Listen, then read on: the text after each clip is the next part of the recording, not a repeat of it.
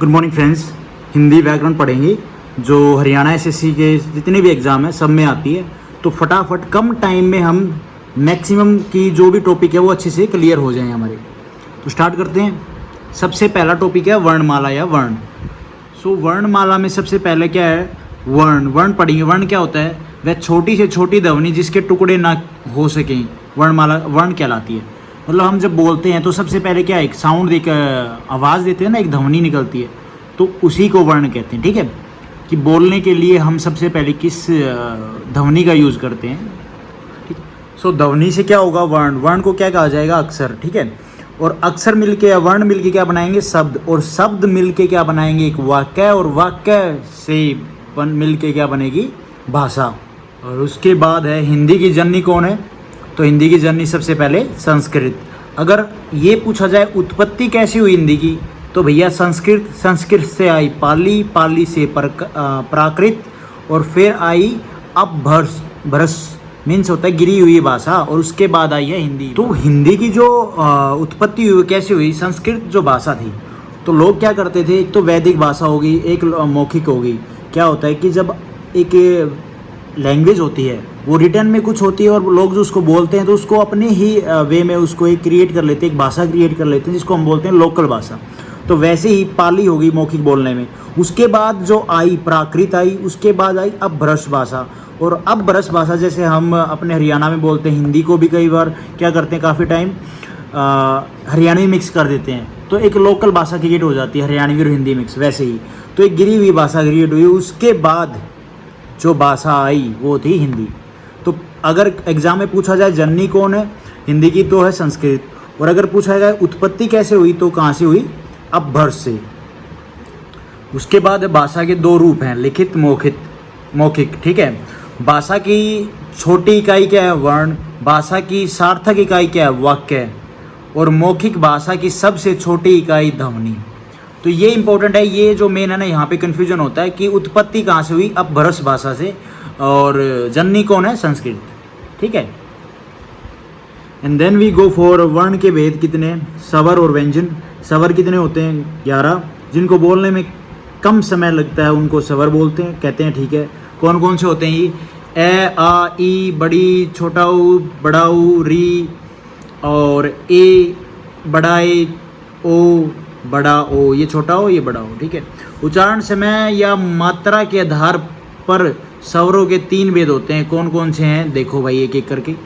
लघु या हर्ष स्वर, इन्हें मूल स्वर तथा एक मात्रिक स्वर भी कहते हैं। इनके उच्चारण में सबसे कम समय लगता है। जैसे कि कौन कौन से हैं ये, हर्ष स्वर या लघु स्वर, ए, ई, छोटा ऊ, री।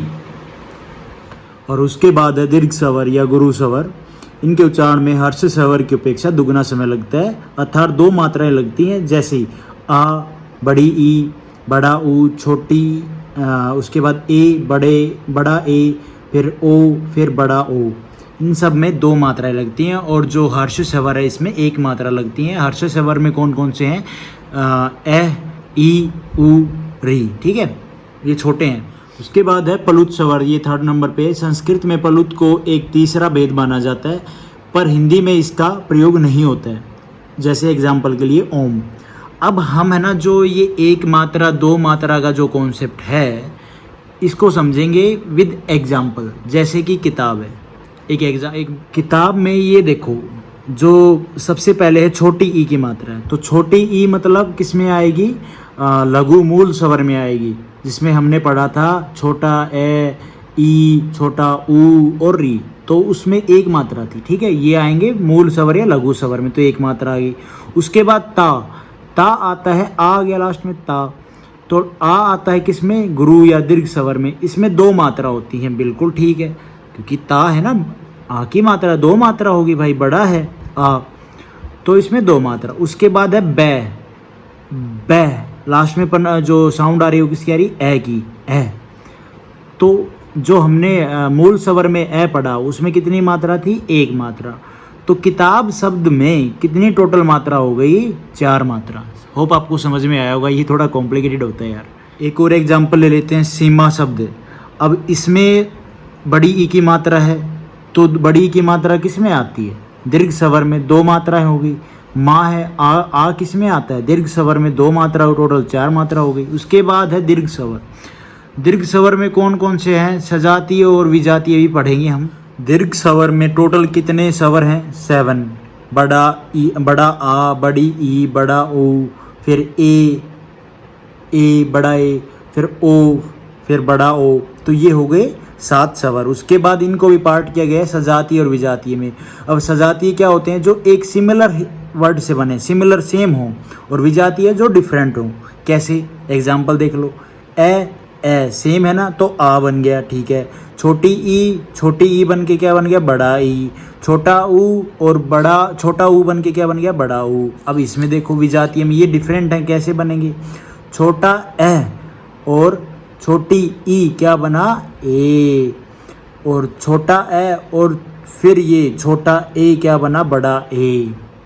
उसके बाद है प्रयत्न के आधार पर। जीभ के प्रयत्न के आधार पर 3 भेद होते हैं: अग्र स्वर, पश्च स्वर और मध्य स्वर। और अग्र स्वर में कौन कौन से आते हैं? जिन स्वरों के उच्चारण जीभ के अगले भाग और ऊपर नीचे उठता है, जो जीभ का आगे वाला भाग है वो ऊपर नीचे उठता है, उसको बोलते हैं हम अग्र स्वर, ठीक है। इसमें कौन कौन से आते हैं? ई, बड़ी ई, और उसके बाद ए और बड़ा ए, ठीक है। उसके बाद है पश्च स्वर। पश्च स्वर जिन स्वरों के उच्चारण में जीभ का पिछला भाग सामान्य स्थित से उठता है। कैसे? कौन कौन से होते हैं? जैसे ओ, ऊ, बड़ा ऊ, उसके बाद ओ, उसके बाद ओह, ठीक है।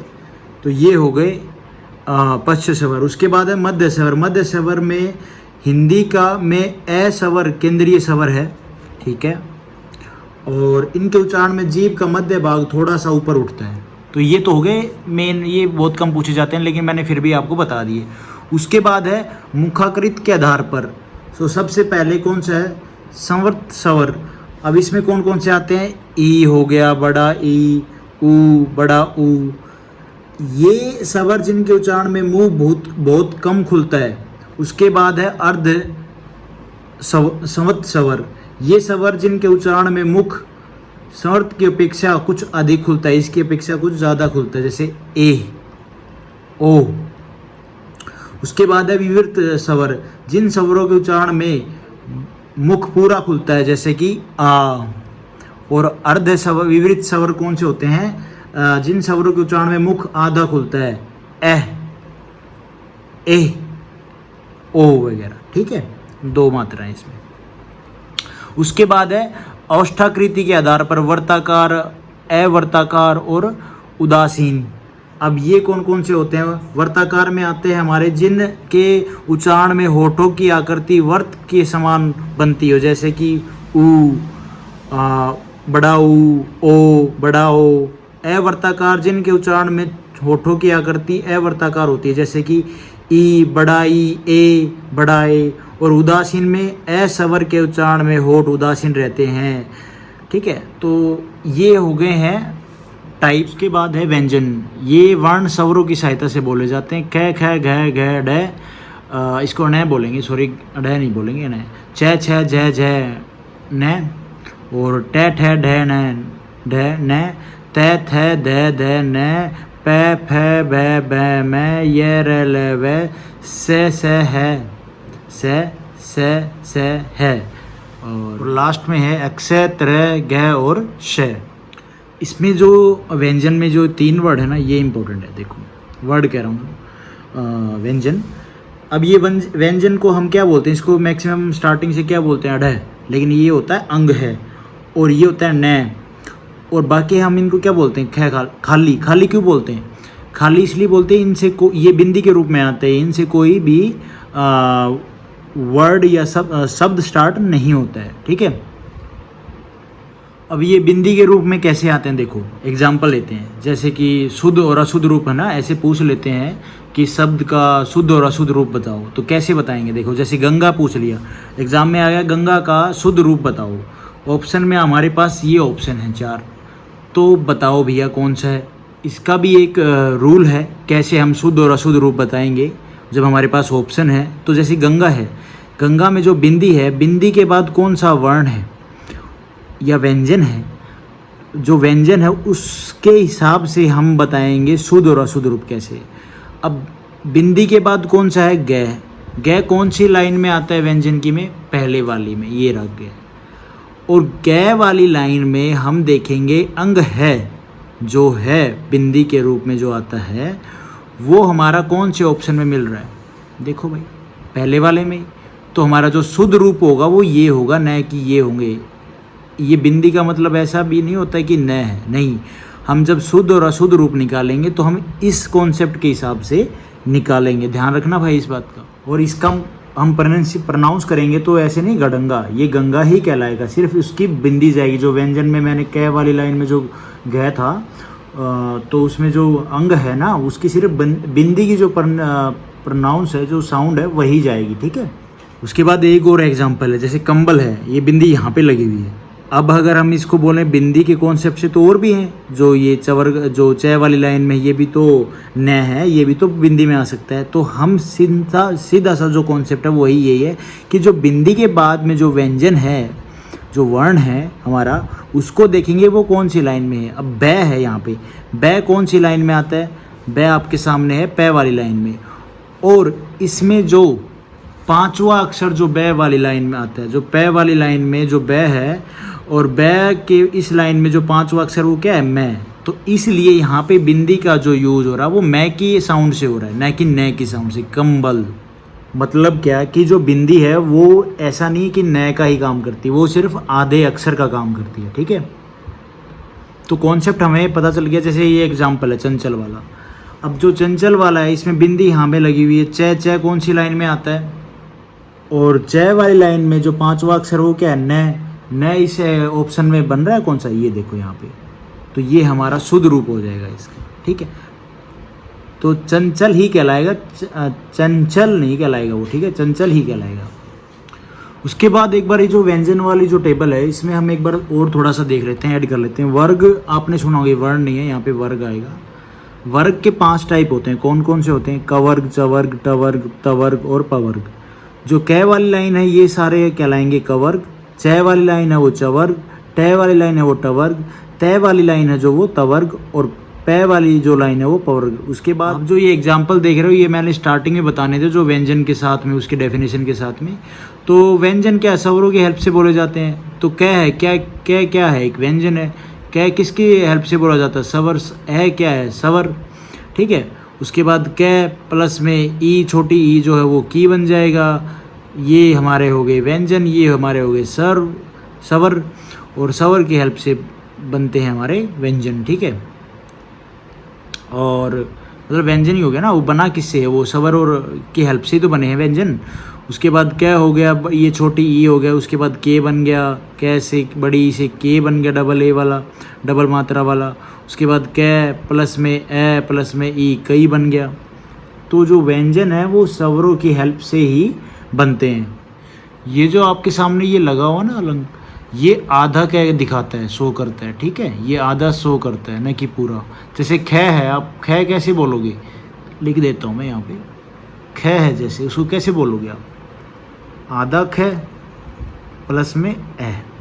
तो ये स्वर और ये व्यंजन, तो ये व्यंजन बन गया। तो व्यंजन किससे बना, स्वर के हेल्प से ना। तो वैसे ही जो ये सेम डेफिनेशन थी जो ऊपर वाले व्यंजन की, वो ये एग्जांपल मैंने स्टार्टिंग में देने थे, पर आप अभी समझ लो इसको। उसके बाद है प्रयत्न के आधार पर व्यंजन के भेद कितने होते हैं। स्पर्श व्यंजन, स्पर्श व्यंजन कौन से होते हैं, जो हमने अभी पढ़ा, कवर्ग, चवर्ग, टवर्ग, तवर्ग और पवर्ग, ये टोटल कितने हैं, 25 वर्ण हैं। तो इन्हीं को हम बोलते हैं स्पर्श व्यंजन, ठीक है।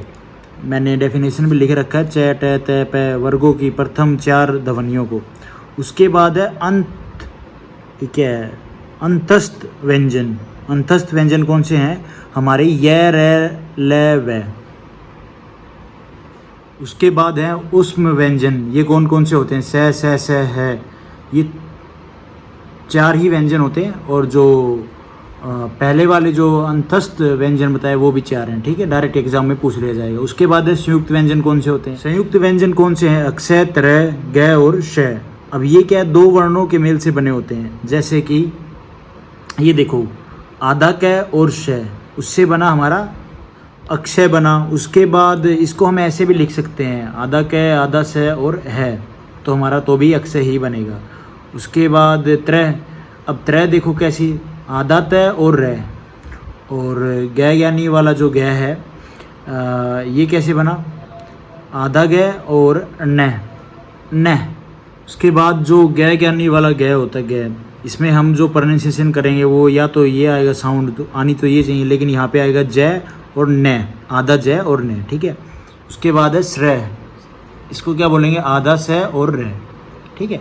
तो ये चारों ऐसे बनते हैं, ठीक है। उसके बाद है अयोग व व्यंजन में क्या है, अंग और अह, इनका नाम ही स्वरों और ना ही व्यंजनों की काउंटिंग में रखा जाता है, ठीक है।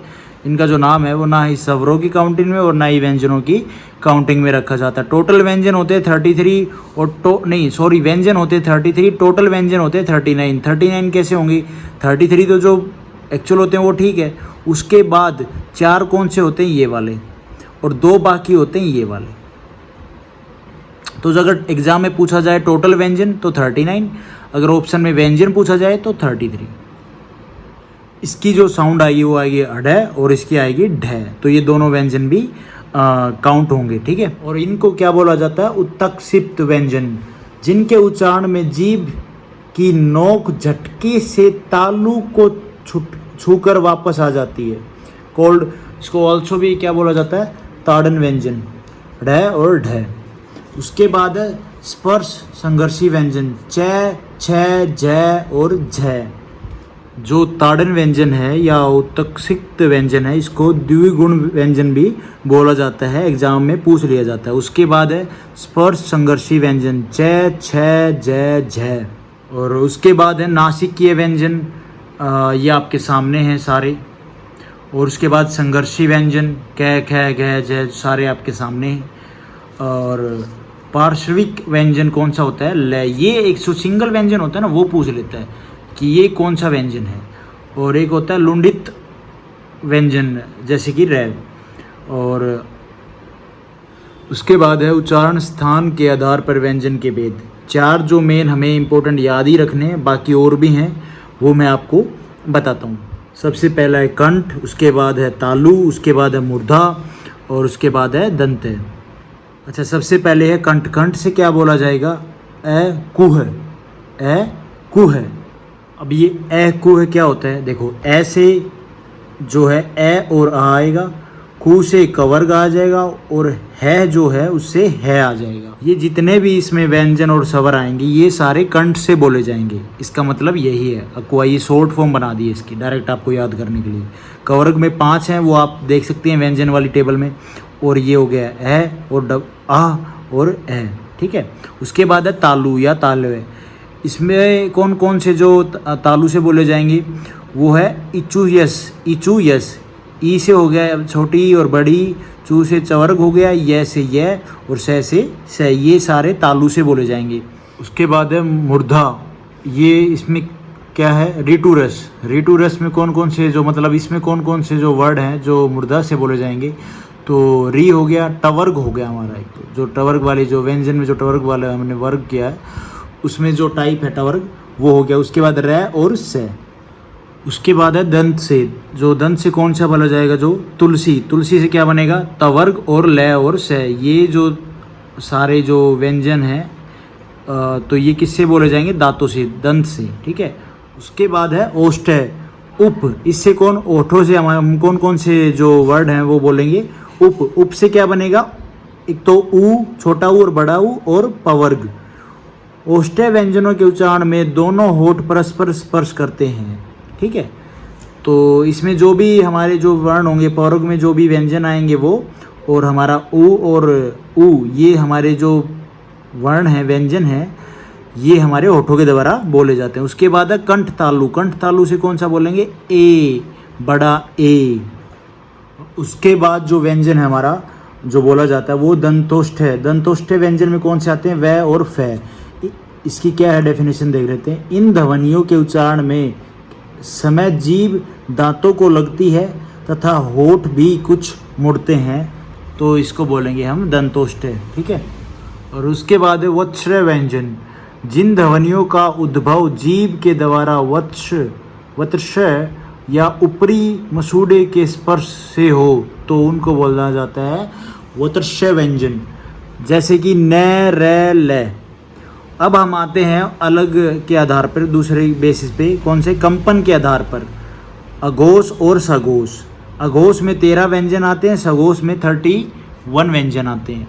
अघोष में कौन कौन से व्यंजन है, क, ख, च, छ, ट, ढ, त, थ, फ, प, फ। और सघोष व्यंजन में कौन से आते हैं, आपके सामने ही है। अच्छा, अघोष व्यंजन कौन से होते हैं, जो पहला, फर्स्ट और सेकंड जो व्यंजन होता है किसका, वर्ग का, जो हमने पढ़े हैं पीछे टेबल में व्यंजन में, वो हमारे अघोष व्यंजन होते हैं। और सघोष में कौन से आ जाएंगे, तीसरा, चौथा, पांचवा जो वर्ग के हैं नंबर पे टेबल में जो मैंने स्टार्टिंग में बताई, उसके जो तीसरा, चौथा, पांचवा जो हमने वर्ग की हैं, उन वर्गों का जो थर्ड और फोर्थ है, फिफ्थ है, वो आ जाएंगे हमारे सघोष व्यंजन में।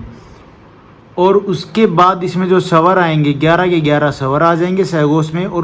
और व्यंजन भी कौन से और आएंगे, तो य, र, ल, व, है, इनको सबको मिला के 31 सघोष व्यंजन बनते हैं। ठीक है। उसके बाद है श्वास या प्राण के आधार पर व्यंजन, अलप प्राण और महाप्राण। अलप प्राण में कौन कौन से आ जाएंगे, फर्स्ट और थर्ड और फिफ्थ, जिनके ये वर्ग के जो भी है ना, हमारे जो वर्ग हमने पढ़े हैं उनमें जिनके उच्चारण में सीमित वायु निकलती है उन्हें अलप प्राण व्यंजन कहते हैं। ऐसी ध्वनियाँ है रहित होती हैं। प्रत्येक वर्ग की पहली, तीसरी, पांचवी ध्वनियाँ अलप प्राण होती है, य, र, ल, व। ठीक है। और महाप्राण में कौन सा आ जाएंगे, सेकंड और फोर्थ, जिनके उच्चारण में उपेक्षाकृत अधिक वायु निकलती है, ऐसी ध्वनियाँ है युक्त होती हैं, उसे उष्म व्यंजन भी कहते हैं। तो हमारे जो बाकी सेकंड और फोर्थ जो वर्ग के हैं उसमें आ जाएंगे हमारे जो भी व्यंजन आएंगे वो हमारे महाप्राण व्यंजन हो जाएंगे। तो ये थे स्वर और व्यंजन वर्णों का जो चैप्टर है हमने वो कर लिया है, कम टाइम में ही किया है यार। Thank you for watching this video.